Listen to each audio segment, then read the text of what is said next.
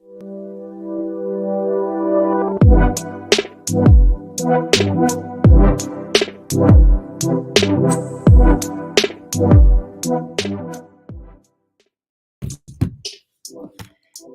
morning. Good morning, Europe. I hope that you are enjoying and watching this debate from the different corners of Europe. And today we have a very special evening because today we have a very special topic to discuss. But I'm Mar Garcia. I am the Secretary General of the European Greens, and I just want to take this opportunity to introduce very briefly the Green Screen project. The Green Screen is an initiative from the European Greens, organized with a lot of love. We thought that discussing politics through culture or through a cultural with an excuse of watching a film was a different way of discussing politics, and that this could be a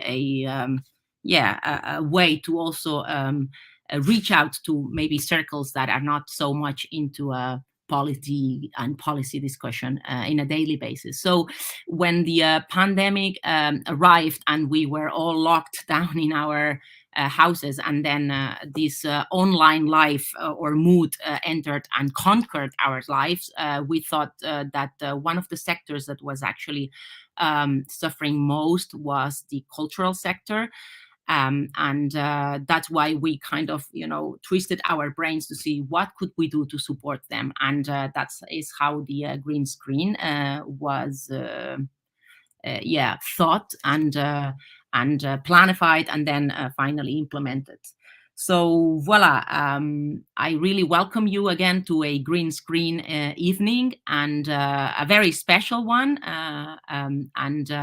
Today we're going to be discussing about this super film that you are going to watch the trailer right now. I love being a woman. I love the tenderness, the sensitivity, the uniqueness of what it really means to be a woman.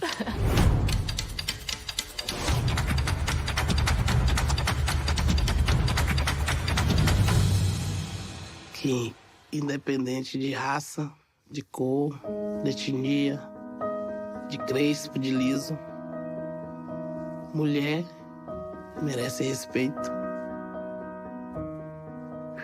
Mulher. En tant que femme, je peux faire quelque chose pour que le monde change demain. I am your daughter, your wife and a mother. I am your sister, I am your lover. I am no quitter, I am a fighter. I want the power that you took away from me. Avoir un enfant handicapé, c'est la preuve, pour moi, de l'amour infini des mères. Cet enfant ne me regarde pas souvent, ne m'embrasse pas, et je l'aime. I can do anything now that I've had a baby. I have produced a human being. I am Superwoman. एक husband अपनी wife के ऊपर acid से वार करता है। ये कहाँ की ये संस्ति है? I'm no longer gonna be quiet because it's embarrassing. 但是我是一个向上的女人 A feminist. Batalhadora. Puxa-sama. Exigente. Жить радостная. Динамичная. Веселая. Libre. Parfois, je dérange, je dis que même Dieu devrait être une femme.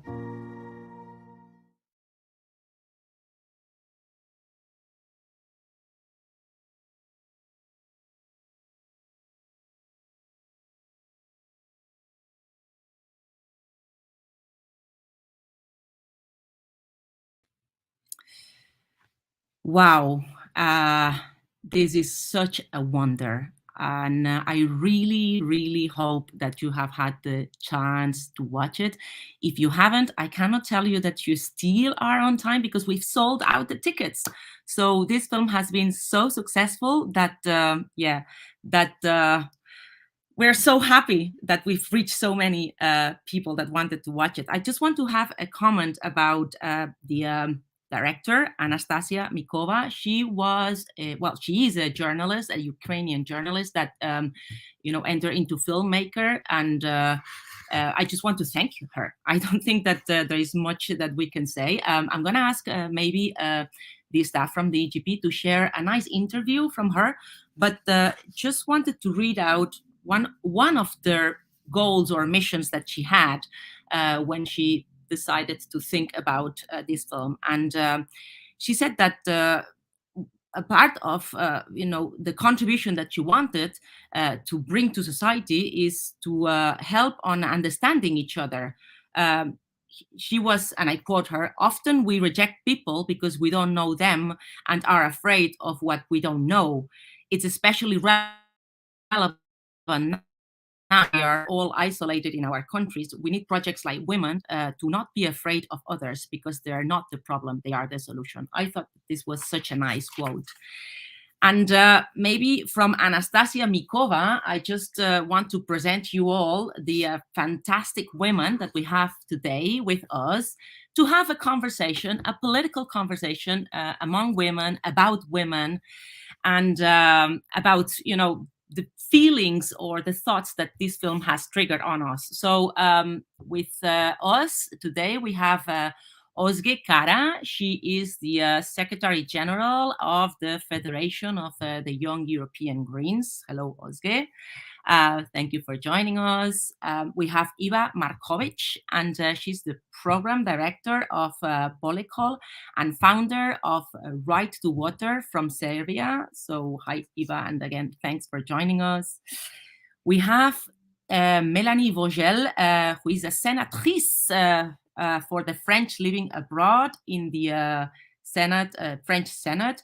She's also a committee member of the European Greens, and thanks, Melanie, for making the effort also to joining us in this conversation. And last but not least, we have Amelia Womack. She's the deputy party leader of the Green Party of England and Wales. You will see all of you people watching and very, very powerful women that have a lot to share with us. So I'm just going to, bring to the table some milestones or information that may help us to trigger the conversation. Basically, I chose let's say 4 milestones in this, marathon about conquering rights for women. And the first one is, or the first 2 have to do with the right to decide in which way and with who we want to share our lives. And I just want to put on the table something that nowadays is kind of very much like take for granted, is divorce. It wasn't only until the 70s that divorce understood, as a unilateral decision. So, I mean, divorce in the 50s and the 60s, it was foreseen, but only if there was a fault or if there was aggression. So it wasn't until the 70s that divorce was finally conquered. So we had the right to decide if we wanted to be with someone or not. Same-sex marriage. Just want to say that in the EU, I have this data, sorry about it's only about the EU, but 13 EU countries, only 13, recognize same-sex marriage, and 14 recognize, do not recognize it, sorry, and only 7 recognize unions. So we still have 7 EU countries that do not recognize anything at all. Then the last thing that I want to bring is reproductive rights and abortion. According to the European Parliamentary Forum for Sexual and Reproductive Rights, 52 European countries, understood, Europe in the wider sense, have some abortion legislation, but we're far from being a progressive continent, as we sometimes believe that we are. And I have some other data that kind of shows the shakenness of this right to decide about our own body. So, like, for example, 31 countries do not include abortion in their national health system, and thus doesn't really, create an equal access towards it. So sometimes we just take these things for granted, and I'm not sure if you all coincide that we are in a moment in which maybe some of these achievements are being or under threat, being threatened. Do you agree with this? Do you think that we still need to fight for rights that somehow are considered as solidified and that that cannot be moved? What do you think about this? Who wants to maybe start commenting about it? Amelia, please. I think that these last few years alone have really taught me that those rights, although one, need to be fought for continually. And I think that the LGBTIQA plus rights as well seem to be going quite hand in hand of how we can regress from the hard-won fights that we've had in our history. And I think that when we talk about women's rights, we should always celebrate the women that came before us. And I know that the rights that I have today are because of women who have done incredible work. And we need to keep pushing for that change. I think coming from the UK, it's a real country of where we feel like we've made advances, but there are still things that pull us behind. If we look at Northern Ireland, for example, where there is no access for a woman to choose over her own body, there's no access to abortions there. And this impacts even my rights in Wales of how I'd be able to access those systems. So politics is still making big decisions about our lives, big decisions about our bodies. And we can't just rest on our laurels from those battles that we've won, but we need to keep defending those rights at the same time, as it does feel like they get so easily rolled back during times of hardship. Thank you, Amelia. Melanie, please. Yeah, I think there is a double answer to this question, because I think women's rights are always threatened. They're never there. They're never granted. We always have to be aware that they can be reduced or taken away from us when a crisis occurred. And I think the pandemic really showed that, women suffered more than men of economic repercussion of the crisis. All of a sudden, even in couples where you had a pretty much fair distribution of domestic tasks, overnight, suddenly, when the crisis happened, this division was not fair anymore. So I think you can never consider that any of those rights that depend on having achieved fight against patriarchy are done. That's impossible. But at the same time, what I think is that, and this is not true for every situation in every country, but if I look at the situation in France, we have right now a debate in the French Parliament about reinforcing the rights to abortion in France by basically extending the legal delay, the legal time limit you have to access abortion from 12 weeks now to 14. And I mean, it's incredible how the arguments of the conservative that have been used since forever against women's rights, against voting rights, against access to abortion, against divorce, against criminalization of rape, against criminalizing domestic violence, against all this, they're always exactly the same arguments, and they always use the same, but then we finally win, and then 20 years later, at least in France, that's not true everywhere. It's obviously not true everywhere. But in France right now, you never see all those people asking to remove voting rights for women. And they were the same who were fighting against them. And it's so tiring because you always do the same against exactly the same people. And you know that in 50 years, they're going to say that, yeah, that's obvious, but they're going to fight against the next step. And it's so tiring. It's tiring. You're right. How does it look from Serbia or from Eastern Europe? I mean, do you agree that we need to be constantly, fighting this backlash? Is there such a backlash? I have to say, I mean, it's a little story, but it's something that can illustrate what do we mean by achieving rights. So the voting rights in former Yugoslavia came right after Second World War, where you had hundreds of thousands of women with guns and rifles side by side with men in struggle, and they were the force. So it's not always only about a good law proposition or amending some details how to be more equal, but it also means being physically present, being strong, and being there to say your word. So I wonder, even today, and many historians wonder, what would happen if we didn't have this anti-fascist front of women back in the Second World War, which was so massive, which was actually an emancipatory project of course, getting women everywhere, not only in the battle. And it's kind of inspiration for today's struggles. So. Yes, we definitely need to fight more.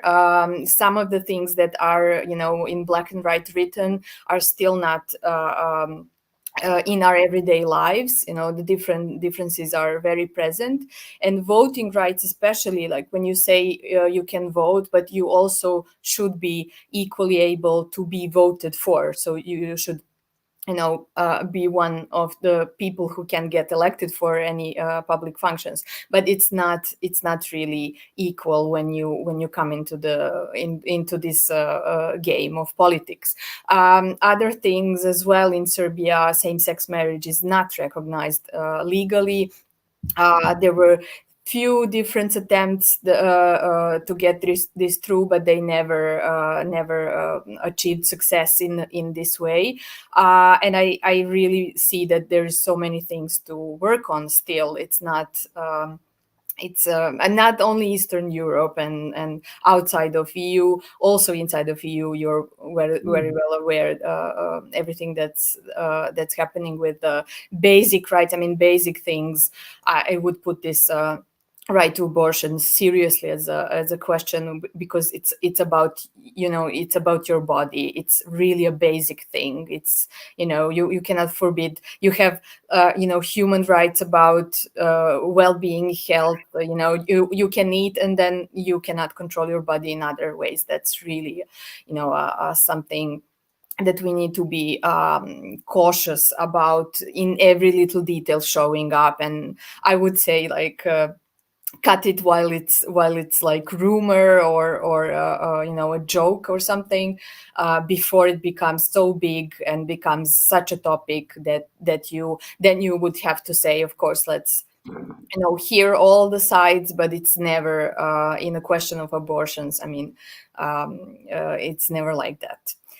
So yeah, we need to fight more. And I would say, I mean, the little things, the devil in the details, showing, especially in the pandemics or any crisis, like I'm dealing with the environment mostly. And then if you're talking about the climate change, access to water, which is my field, it's all also very, you can see how women are the ones suffering and trying to get everything, straight and everything working and everything functioning, whilst also being on the worst end of the crisis.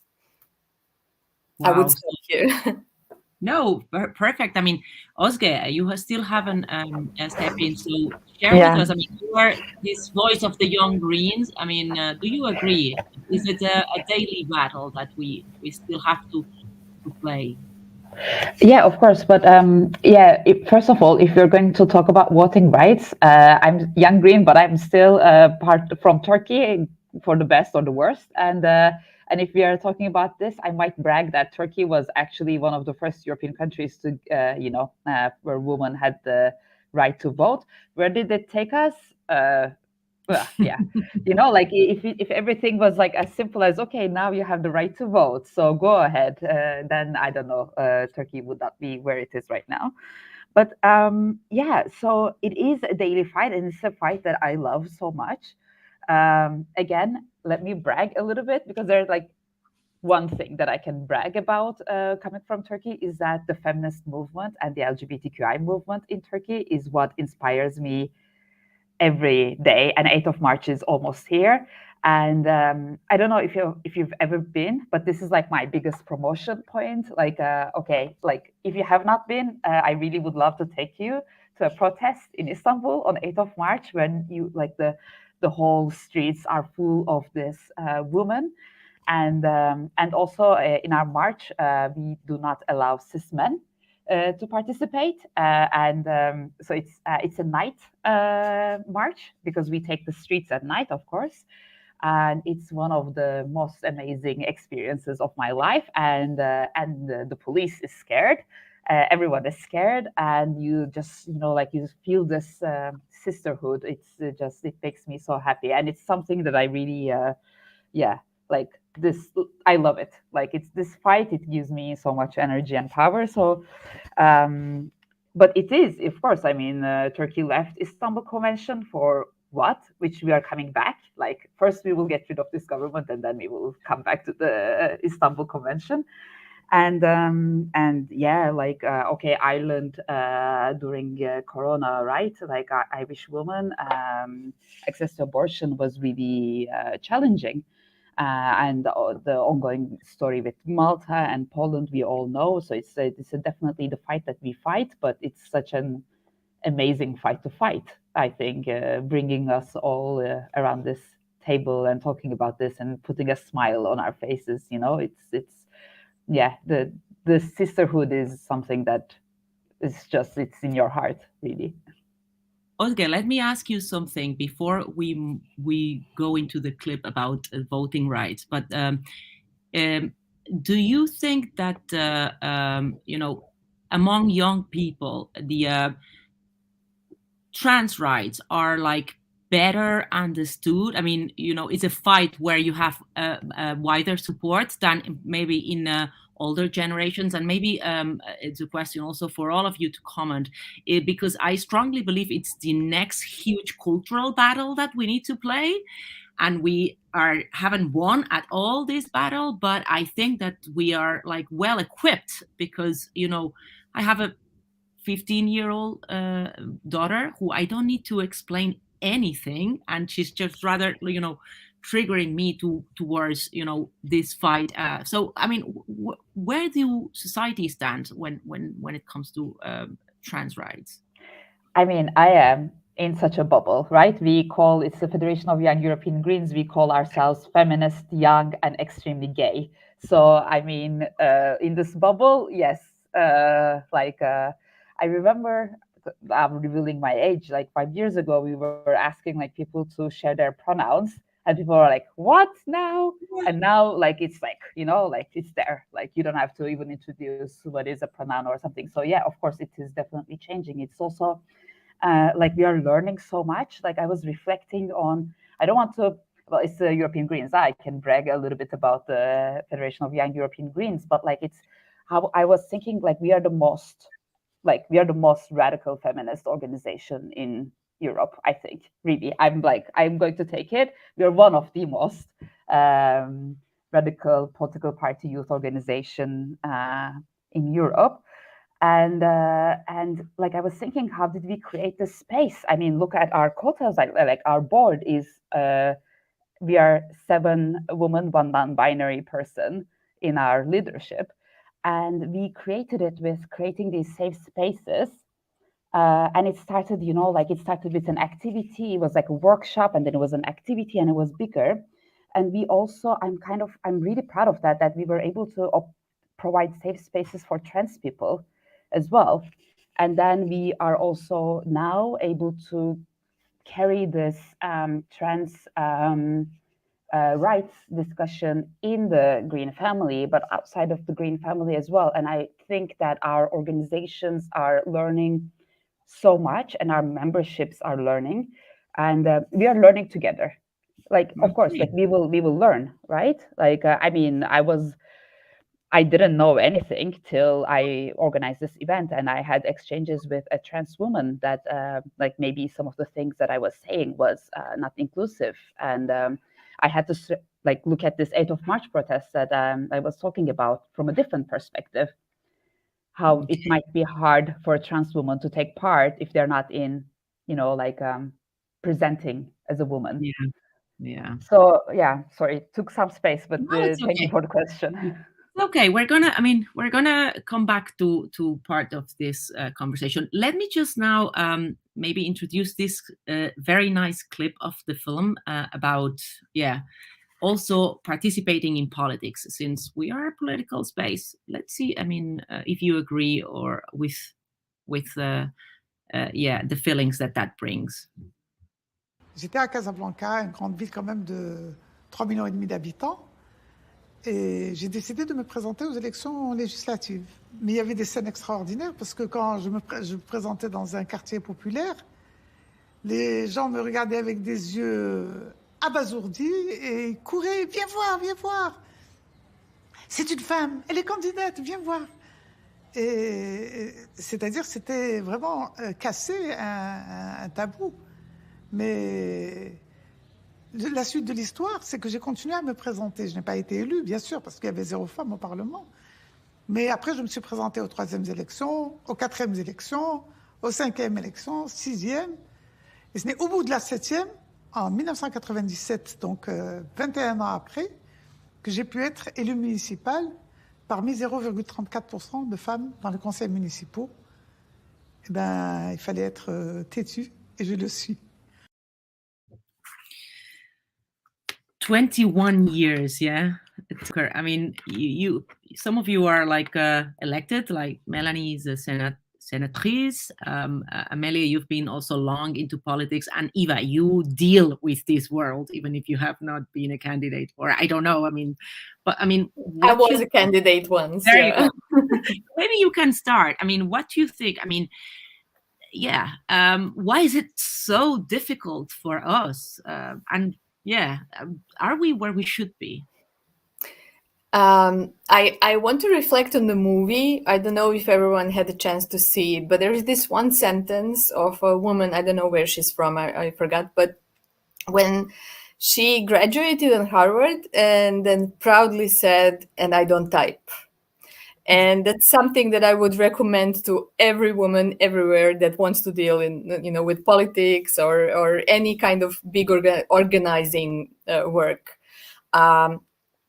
Usually when you appear, you have to, I mean, we all know this, but for the sake of the audience, or maybe a man that they don't know this, but you have to put 3 times more effort to prove yourself, to check that you're respected, that your word means something, that you are determined in some ways that are not only typing down the notes and checking if all the logistic is in order, etc. So again, I'm coming back, of course, when you look at it officially, it all seems quite equal and fine in many countries, in some not still, but even in where it looks so possible, like what would be wrong, then again you see not so many women there, and so many women or partners, women of the men who are in the politics, actually taking care of all the reproductive work. You never heard a man in the meeting saying, "Oh, I have to go, my baby's crying," or "I have to go, my mother who's old needs me," and these kind of things that are really falling, I think, in every society, falling on the burden as a burden for women. And today is, I think we're opening, that things are changing. So I would be optimistic in the sense that we're at least talking about it, at least we're getting more aware what's happening among women. So the next step would be to make, men do more about this. That's something that I don't see happening so often. So yes, we are aware, but let's push it for next step. Yeah, Amelia, Melanie, what you think? I mean, yeah, of course we need further alliance, but what you think? Is it that hard for us? So my experience of being a woman in politics is I think we have to speak twice as often, twice as loudly, twice as much to be heard half the time. And that's a sad reality. And beyond that, all of the barriers that women have to standing. So I do a lot of work on supporting women to run as candidates.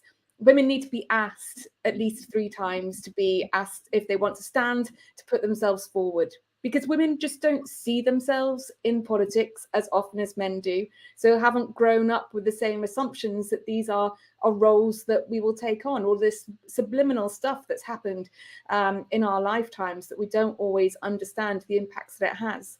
And sitting down and speaking to women about how to remove the barriers to why they stand, it is things like, I need support in childcare, or I've survived abuse, and I can't have my details made public in fear of what that means for me or for me and my children. Or there will be easier things to work around, like I want to be confident in policy and public speaking, and giving support and training is really important in that. I think the quality of women that I work with, the passion that the women have, it reminds me of, I was reading about a director at the old Vic Theatre in London who says that women don't submit as many plays to that theatre as men do, but they will always be the better ones. And I think that there is we don't always recognize the quality and the power we have as women. I think really that film proved to me how much strength comes despite the struggle. And we're working to ensure that we no longer have to struggle. But while we do that, let's celebrate the strengths that we have. Yes, very nice. Melanie, did you see yourself when, for this job that you're doing now? Did you see yourself or? No, so maybe before answering that, I'm going to answer that. Just wanted to share with you what I thought about when I saw this part of the movie, which she says, and I was running as a candidate, and there were scenes where people were looking at me like, what the fuck is happening? This is a woman. She's not supposed to run. It reminded me of a scene when I was 18, I think. Yeah, I was 18. I was in India with a friend, and we were in a big city, and we wanted to rent a motorbike. And I had my driving license for motorbikes, but it's just like they had never seen a woman asking to rent a motorbike. So they did not believe me that I could actually drive a fucking motorbike. So I insisted, and then at the end, the guys who were like renting the place, they were like, okay, you're going to try to we're going to come with you and show us that you're actually capable of driving this bike. At the end, they were convinced. They gave me the motorbike. We went for, I don't know, the day. And then when I was entering back in the city, and I had my friend behind me, no, I had a guy behind me. It was a friend, but he was a guy. So I was driving a motorbike with a guy behind me in India 20 years ago. And but really, like, the street was full of people. They were all turning around like they had seen an alien, really, like the alien had landed. And I was driving this motorbike, and I was like, okay, really don't make any mistake, because you're actually right now, you have all the dignity of women on your shoulders. Show them that you can run this motorbike. And it was really like, it made me think about this, like when people do like look at you like, this is not your place normally. Anyway, but for the election, so the answer is absolutely not. I never saw myself as a senator. And I think it's mostly because, I mean, it's true, you look at the French Senate, I don't really fit. But that's exactly the reason why it was not such a bad idea to have me elected, but it's true that it was not, like, I never thought myself at first that I could run for the French Senate. And I have to say that it was an idea that came from other people in the French Greens who pushed me to do it. And now, I'm also, what Amelia was saying is completely true. Women tend to back off so easily from things like this because of a million reasons that men equally have, but it doesn't make them back off.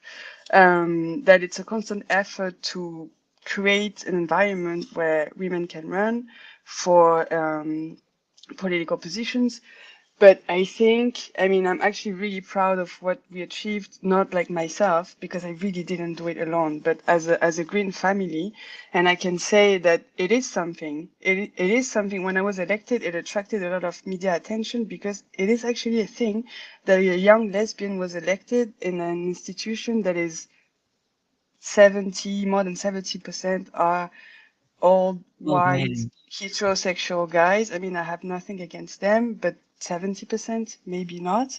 And yes, it's something like I don't fit it. You can see it in a lot of situations, but it was really something. And that's something that I had in my head theoretically before I was elected, but now I can see it, that it's not only for me, like it means something for a lot of people who just, even before I did anything useful in terms of, legislation, files or anything, just the fact that I was elected sent a signal to a lot of people who could suddenly imagine that, okay, actually, I could also do that. And this fucking Senate can also be full of people like this. And it's actually like not the only reason, but it's a big reason for doing things like this. And like, now that I'm elected, I'm working in the Senate every day. Sometimes I think, okay, for me, it's really not easy because I obviously don't fit. So like, there are a million situations where it's visible, but I'm often thinking about all these women in the Conservatives who are actually, they don't have behind them a conscious political force that is backing them. And sometimes I feel that it's hard in a different way because, okay, we are politically open, but they're fighting in their own political family for everything. And sometimes, like now that I'm surrounded by conservatives much more than before, I really feel for them. It's so difficult because they're put in a position where they are fighting against themselves all the time. Voila.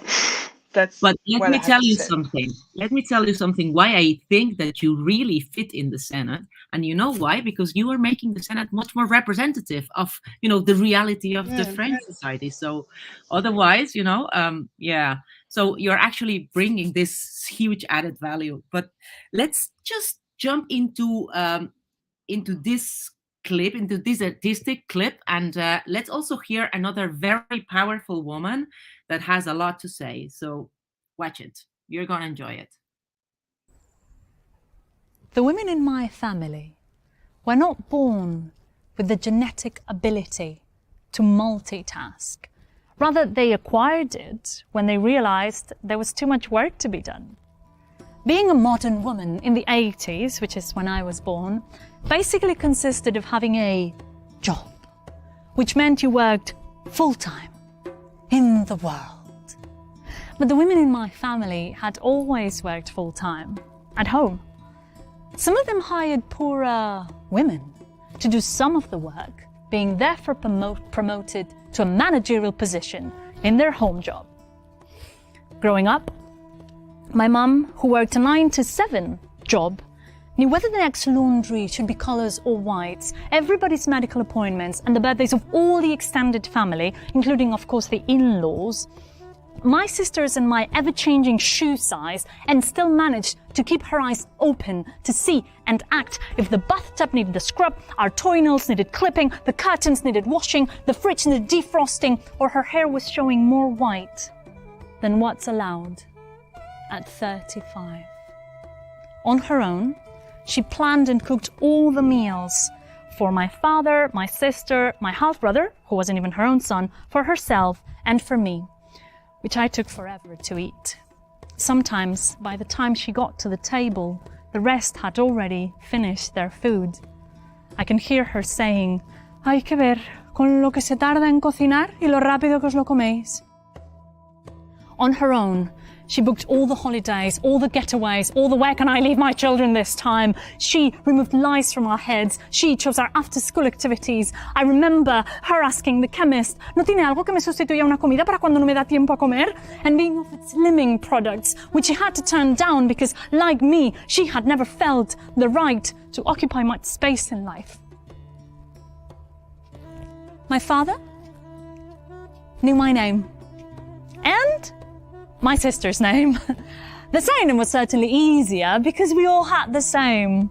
Our ages, though, as well as our school years, escaped him, you see, because they changed every year. But I'm here to talk about money. In 1990, when I was 5, we moved to La Chambre, to a new flat, more fitting to my father's position. Flats were affordable then, but still the financial help of my mother's parents proved incalculable. Yes, my mum worked 2 jobs, and not only she got paid for only one of them, she spent what she earned at her job at the Patronat de Turismo de Barcelona. And I mean, hey, look around. She did a hell of a job promoting our city as a tourist destination. She spent that money on her other job. Yes, all the expenses for 4 people on clothes, shoes, medicines, textbooks, and those collectionable Panini stickers, which my sister and I got so psyched about, were paid from her salary, which disappeared from her bank account into the needs of her family month after month after month. My dad bought the press on Sundays and the cars. His money, like his time, was too important to be linked to the trivial matters of life. So he had a pension and invested his money on things I have not been taught to understand. In the 2000s, when my mum gathered the courage to finally leave my dad, it took 7 months and a half for his law firm to collapse. I thought, yet another invisible, unpaid task my mother had been doing in the dark. In 2018, that very tourism, which my mum had worked so hard to bring to her beloved, once ugly Barcelona, pushed her away. She was renting a house she had turned into a home that was more hers than anything in this world, whatever the contract said. In Spain at that time, lease contracts lasted for 3 years, while prices lasted hours, because for a city apparently like for my dad, money is far more interesting than life. And I am tired of discussing life, because women talking money sounds impolite. Where is it? Where's my mother's money? I wear what's owed to her like a stone in the center of my womb. The women in my family were not born knowing how to multitask. They have worked so hard at life so that you could shine in the world. Tis old. Why does your death weigh on us? Am I summoning up the rage it takes to ignite that stone I refuse to pass on to my daughters still to come? Can this ignited stone called poem shine bright light on the work that has been done, unpaid, in the dark? Can I? Will I? Won't I?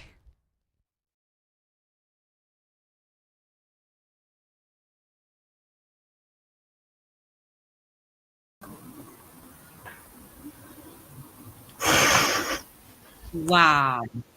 Wow. We have Adriana here with us. Adriana, thanks for joining us. Hello, what a pleasure to be here with all these amazing women, and thank you for everything that you're saying and fighting every day. Thank you so much. Adriana, let me ask you something, okay? I mean, Yes. and just contribute to our conversation. I mean, this is so powerful, okay? Very Thank much. you. Is it because it's such a big truth, yes, isn't it? Otherwise, the authenticity wouldn't be there. I mean, can you maybe, also comment, we were having conversation about women. Do you think our daughters are going to inherit a better world? Yes, please. Yes, please. I do really hope so. And actually, it's funny because I remember my grandmother telling my mom. My grandmother didn't work outside the home because it was Franco's time in Spain, right?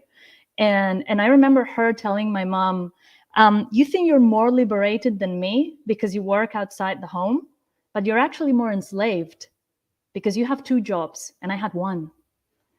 So I think like it was this generation, and we really need to like start splitting the housework and the care work and making it visible. My partner and I'm in a heterosexual relationship, and so he's a cis man, and we've got this Excel spreadsheet and to divide the tasks. Like we assign like a numeric value to each task, and then we do the math. Like, how does it add up? Because unless you make it super visible, especially if you're in a heterosexual relationship,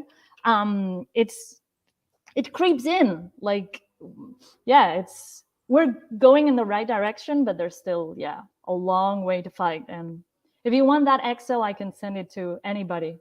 Maybe put it on my blog. Yes, that would be a good tool. Let me just also, ask you to contribute on this more cultural perspective. I mean, slam poetry, yeah. We are a political party, and we are using this, this excuse of a film to also talk politics. Is it is it a more effective way, maybe, this cultural channel? Or, I mean, tell us a bit, how did you start and why you are also doing politics through this, this very powerful tool?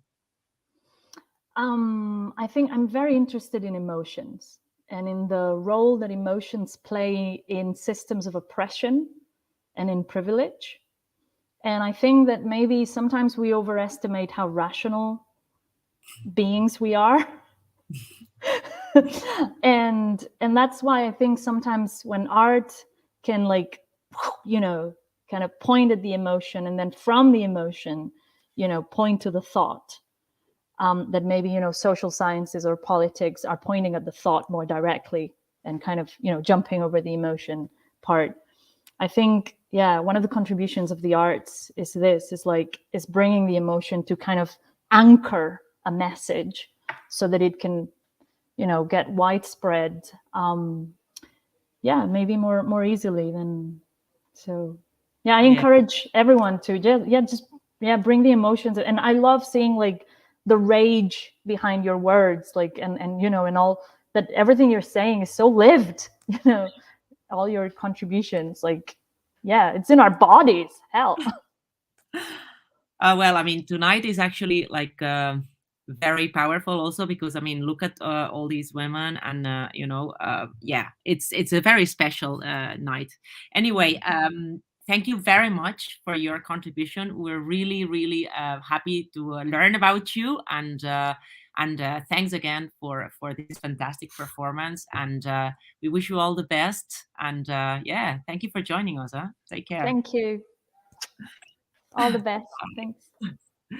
Bye. So let's then keep on our conversation. And maybe, Ozge, do you want to step in on this silent contribution that Adriana was, putting on the table through her poetry?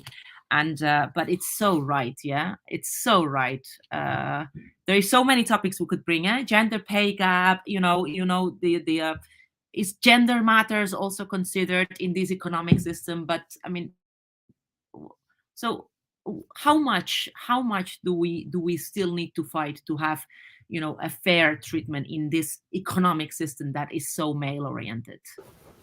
Yeah, thanks. First of all, oh my God, she was amazing. Like, I skipped this part. I didn't know that she was also going to join. Like, this was amazing. Like, oh my God. So, like, it's all of our mothers, right? Like, that was my mom. Like, that was my mom, spending all of her weekend to cook for the week. so that when she comes back from work, she doesn't have to cook, she can eat. Oh my God. Anyways, yeah, so I don't know, things are changing. I hope, like, now there are Excel sheets that people can share, at least that part. I am also married to a guy, and yeah, we have a different system of managing our family. But I mean, I am like in a bubble, huh? Like I don't know if I could speak for the rest of the world, and this, especially the unpaid, unseen work that mostly women, like care work, of course, taking care of your mother, all the domestic duties like cleaning and cooking and childcare, etc. So we need a new government, like we need a new economic model that would put care work in its GDP calculations. I mean, very simple, so that we value. But then, yeah, I don't want to go too much there, maybe. But yeah, it's. And we ask for it, right? In our coronavirus recovery demands, like the Greens, we want this invisible work to be visible and to be paid fairly, and to elevate the work of women's shoulders. Maybe I can maybe yes. Yeah, I just had a I mean, while it was amazing performance, but while she was talking, I just like realized the problem within ourselves when we wear this multitasking mental load, as a badge of honor.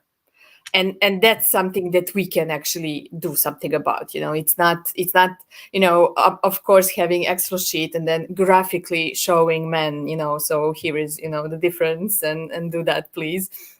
But this accepting that we're not owning it to anyone, to have all this overwhelming mental load of understanding everything that is happening, managing housework, but also in I see this in movements and also in political organizations where you have women doing all the emotional work, all the emotional labor, connections between people, calling, ironing out all the disputes, small differences. This is what women do, and it's expected from us, and we kind of accepted it. Honestly, I see myself sometimes in this role. I disapprove, but still I'm kind of caught in the middle, honestly, where if I don't do it, who will do it then? If things will fall apart.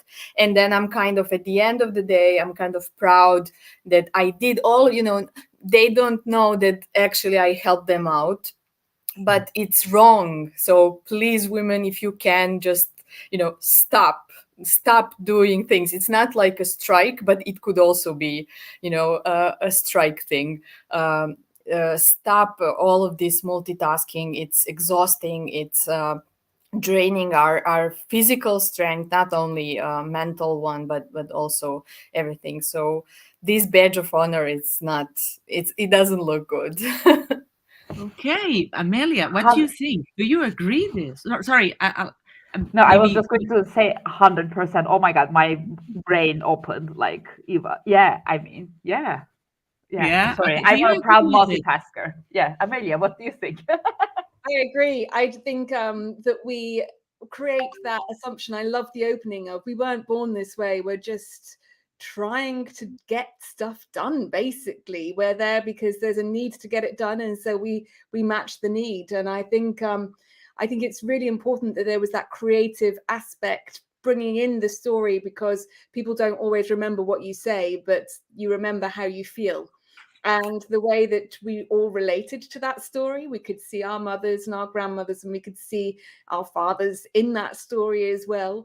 But there was the politics meets the reality. And I think so often I speak to, so the way that we campaign in the UK is we knock on people's doors and we talk about, what's important to them, how they'll vote. And the amount of women that are just like, oh, I'll just get my husband. He makes the big decisions.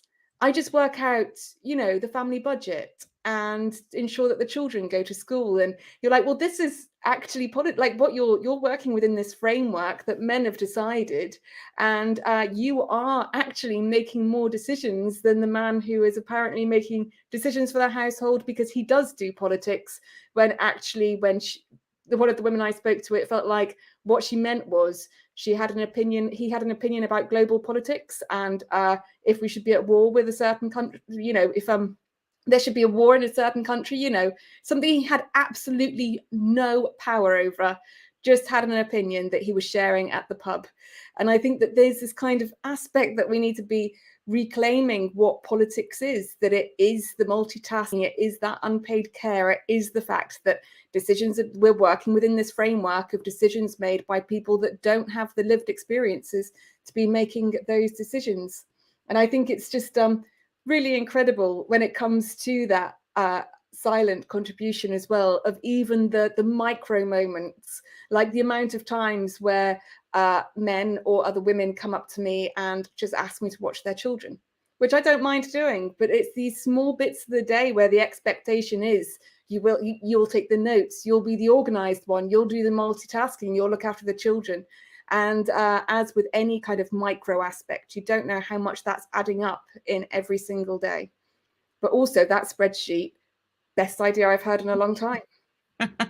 I guess that we are going to now end this debate, and there's going to be a leak of spreadsheets all over the continent. But anyway, just wanted to also tell the people that are watching us that Melanie had to leave, and that's the reason why we're not having her commenting. And but yeah, it was very nice to have her. But of course, I mean, she's not here, and because she had incompatibility. But anyway, maybe I can ask. What allies are we still missing in order to stop the multitasking, today? Yeah. So, I mean, as Eva was putting on the table, stop doing it, but still, somehow. So, is it like our educational systems, or are we still having, our male kids somehow fully into this change that is needed or not? Or what type of allies are we still missing in order to move forward on this? Whoever wants to maybe start. I mean, because we're obviously not there yet. So I actually think I'm still a step behind that. I think I still need to start with myself and understand all of those things that we are doing. And I always think the exposing something is the first step towards everything. And I've been talking about this a lot recently. We're talking about universal basic income and the way that women's choices could be changed, and women could be financed differently for labour that we don't always consider as paid labour. So one of the things that would be people who tend to be women looking after an elderly family member, if there was a universal basic income, they could have that choice. Whereas quite often what we're seeing is, as with the poem, women paying for somebody else to look after their family member because they need to go to work, and it's just not a strong way of living. So I think there's a lot of exposure that still needs to happen before building up the allyship. And a lot of this conversation, I keep kind of feeling like an intersectionality is so important, because I don't know those burdens of a woman of color, of a disabled woman, working class women, younger women, older women. There are so many kind of aspects of this, of the small things that we're all bearing, that I don't, even to be a strong ally myself, I feel like I still need that information. So I think that it might be one of those things where it does start with us to expose the problem and ensure that we empower other people to tell their stories too. Thanks. I mean, do you want to step in? I can. So we're now reaching the. Sorry, go. Sorry, maybe connection is a little bit bad. What Osgeir was saying, sisterhood. So I didn't mention strike for no reason, because I mean, what's the most important thing for strike? Everyone to be on in the same line. You know, you don't want strike breakers. And then if you have strike breakers and they say, yeah, but it has to be done. You know, the kid will starve if I don't start the dinner now. Then you're in the precarious position if you're claiming for some better conditions. So I would seriously, first thing, women. So allies, of course, men who understand our male kids, boys, and other, of course. But I think that we're still not having enough of this sisterhood that everyone understands, and revealing, as you said just now, it's something that can, make people aware, oh my God, I'm doing it. I'm right now, doing something that's not actually, only on my shoulders, that could be shared. And try to make this visible, and check with your friends, with your mother or sister or whoever you have, or co-workers, especially co-workers. Check who's doing what, and maybe put a silent strike at some point, just for experiment, for a month. Nice. Okay, nice experiment. I encourage you all to also practice. Ozge, you wanted to step in also on this, yeah? Yeah, I might be the radical voice here. I don't know, maybe not. But I am done with allyship of cis men. Sorry, not sorry. Like, go read your books, go watch your movies, educate yourselves. Don't ask me questions. Don't want me to explain, because I'm too busy right now to explain things to you. Like, get yourself up to pace. So definitely, yeah, sisterhood and intersectional sisterhood, like, let's build these bonds among ourselves, like, better, stronger, and let's build this allyship to wider and wider. And I think that is the allyship that we need. It's in ourselves. Okay, well, I mean, that's a very nice idea and statement to maybe wrap up. Before maybe also give you all the floor to kind of close this conversation. I just want to, I've been told that I need to tell and mention that we have a raffle, to engage people to with the green screen, and I just need to mention the 3 winners of the popcorn and the bags. And sorry about this. This is Ruben, Ximena, and Carolina are the 3 winners of the raffle, and I really encourage them to tell their friends to engage with the next green screen that is going to happen on the 23rd and the 24th of March, and we're going to announce the film on the 1st of March. But we are reaching now an hour of conversation, and I just want to put one last question and then ask you if to contribute before wrapping up. And do you think women do politics in a different way? And when we are we're going to be, more women doing politics, that the system will evolve in a different way. So is this maybe the secret that we need to really work for in order to change the system? This is a question that Ana Revés, and is now being displayed in the screen, did in the chat. So, what do you think about this? Is this the first step for a system change or not? I can start. I have a very quick answer. I always say Margaret Thatcher was also a woman. Okay, so I don't think that woman politics is different, but feminist politics is different. So that's my answer. There you go, Ana Revés. You have a very clear answer. But Ivan and Amelia, I'm sure you do agree, but do you want to bring on also a personal perspective on this?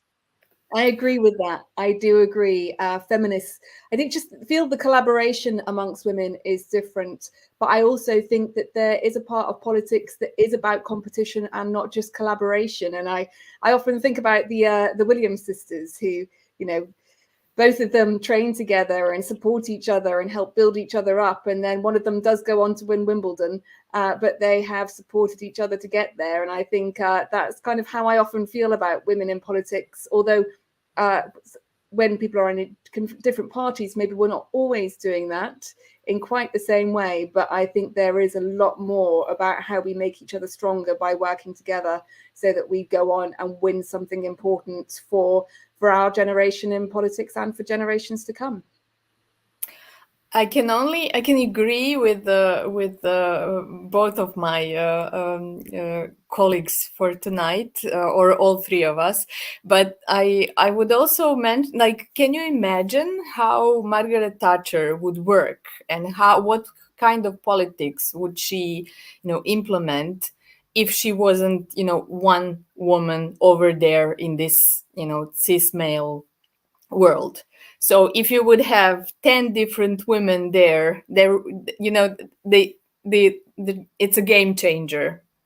And then even if you're a Margaret Thatcher or some other politicians, also female ones, which are very famous for strong figures in the politics, still doing anti-feminist politics, still you would be, I believe in the group. So the collective that is changed in this way, that has women present there, and that's representative for, it's only half of the planet.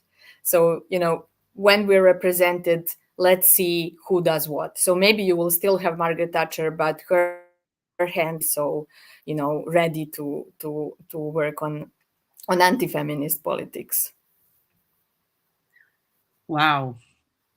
Well, yes, ladies, this was a very nice conversation. I just really want to thank you for your contributions. I also want to thank, everybody that has been watching us. And let's, concentrate on this silent strike, on this sisterhood, on more feminist politics. And of course, we're here and nobody's going to stop us. We were discussing this at the beginning. There is certain backlash of things that are like black and white on paper, but that are not on our daily lives. But the more important thing is that, as Amelia was mentioning, that we are aware of this, and that we are on the fight in order not to make a step back. So I just want to really thank you all for joining this debate and for your contributions. This was a pleasure. Again, maybe before closing, just reminding everybody of the next film on the 23rd, on 24th of March. And thank you very much. And I wish you all a nice evening, and let's fight for a feminist Europe. Thank you. Thanks so much. Thanks for all the inspiration.